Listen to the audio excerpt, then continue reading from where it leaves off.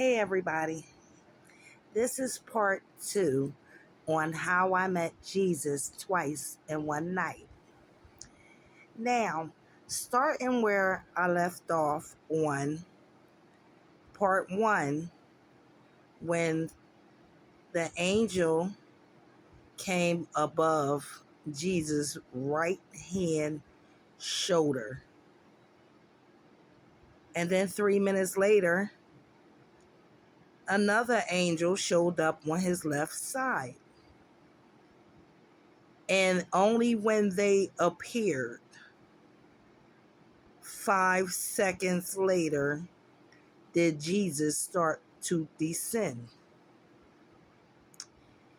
Now, I'm thinking to myself, okay, before he descends, I need to step back and get a full look of what I'm seeing. I kind of felt like Nancy in the Freddy Krueger movie when she pulled his hat out her dream.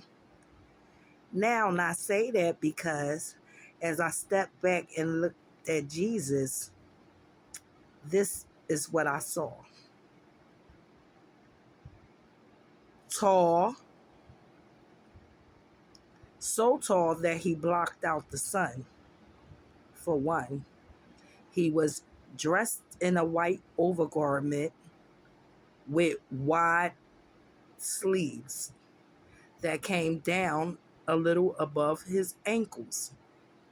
And he had on brown sandals, sort of like they wear over in Africa or the Middle East. Now, and I say that because Jesus was tan, like a tannish brown color, Middle Eastern color. He was not a dark skin, nor was he white. Now, I say that to say he looked like he was a light brown skinned man. Now, Jesus had a long, dark, stringy hair that came past his shoulders. How do I know this? Because I watch every piece of rain or oil run down his face and his hair. So much to the point that it turned to a milky substance. Now, as I seen the rope tied around his waist on the right hand side, it looked like it was made of straw, hay, something to that effect. And it was tied in a knot, one single-handed knot. And he looked like a warrior standing there. He was 33 years young. Now, I know what it is to be 33 years young because I'm 52. But I say that to say he had an angry look on his face and he was not pleased. Now, as the angels brought him down and he started to descend, I thought to myself, something is coming. And as I made that thought, I found myself standing on the bridge with the animals running under me. I mean, they was hauling it out of there. From every animal on this earth, they was running. Now, I find myself going into the house where I used to live which is in Abbotsford. People, if you know me, we lived in a house on Berkeley Drive. So I run in the house to get my mother. I run upstairs and I tell her, come on, we have to go. The water is coming. She wants to pack a suitcase. And I tell her, Mom, we don't have time for that. The water is coming. So she don't believe what I'm telling her. And she looks out the window and a wave came in and smacked her back into the window, into the wall. And as I see, I couldn't do nothing for her because she died.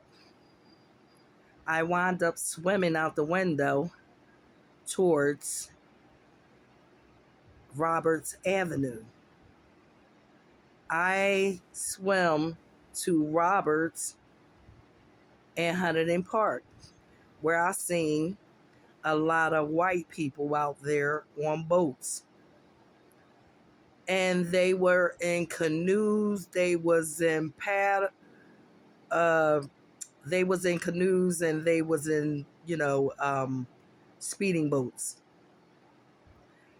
And I asked if I could come aboard, and they pushed me back with their paddles and told me to get out of here, nigger. And then I woke up. I wound up going to the bathroom. And when I came from the bathroom, I thought about that dream before I even got back in bed to go to sleep again. And I just was like, whew, I'm glad that's not real. So as I lay down and go back to sleep, here come Jesus again. Now he is standing in a white overgarment with gold trimming. The gold was loud, so loud that I thought it was part of him. The gold was like no gold on this earth. It was radiant off of him.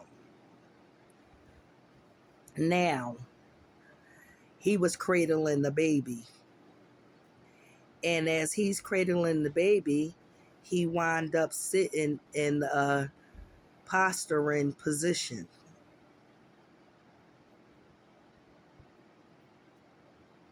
And I didn't even understand what this meant, but he was there. And that's the end of my dream.